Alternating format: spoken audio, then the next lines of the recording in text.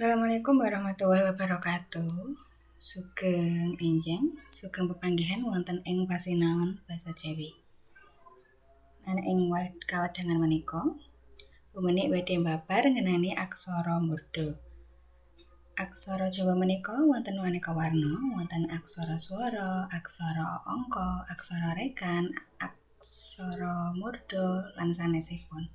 Monggo dipun semak andheren materi ngenani aksara murda.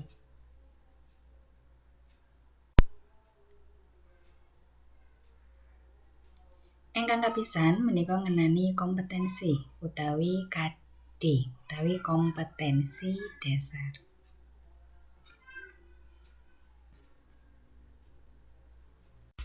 Kompetensi menika KD-nipun 3.5 ngidentifikasi kaidah panulisan 4 paragraf berhuruf Jawa yang menggunakan aksara murda.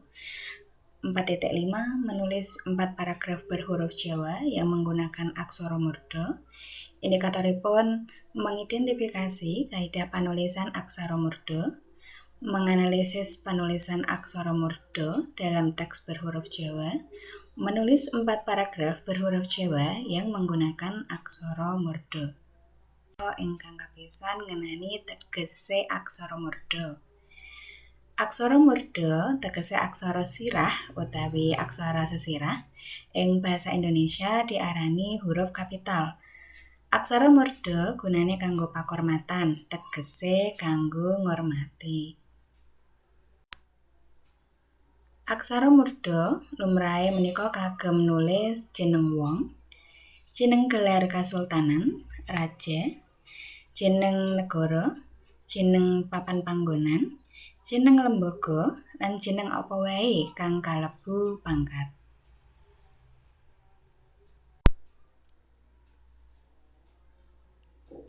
Kaidah panulisan aksara murda utawi paugeranipun panulisan aksara murda ingkang kapisan aksara murda ora kena dadi sesekiken wanda.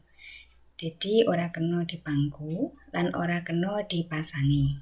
Kaping kalih, aksara murda cukup ditulis saaksara saben satembung. Kapilih kang manggon ing ngarep. Yen ora ana, ya aksara mburine lan sateruse. Kaping 3, aksara murda dijangkepi pasangan, saengga bisa dadi pasangan.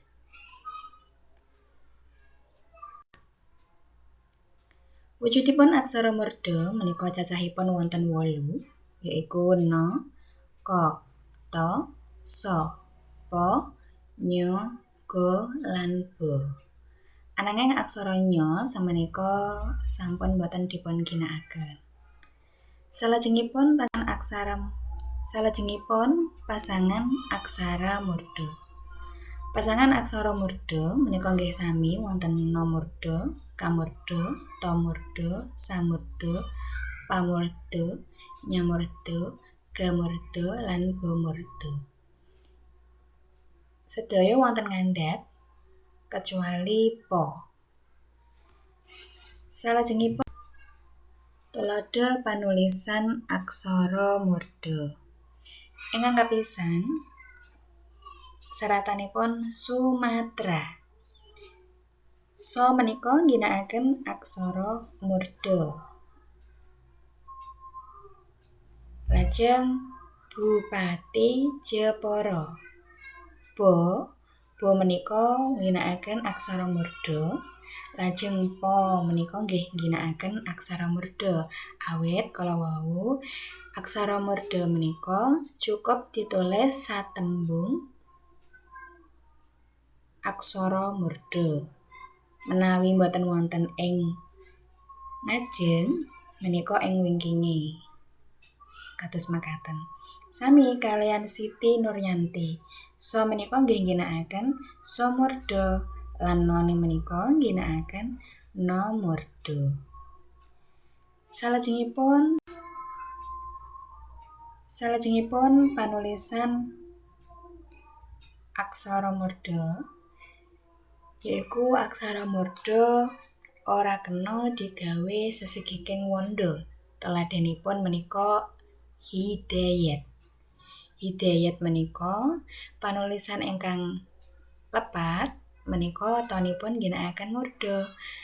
Amargi kala wau aksara murda boten bareng digunakaken kagem sesegeging wanda, dados panulisanipun nggih to biasa Hidayat.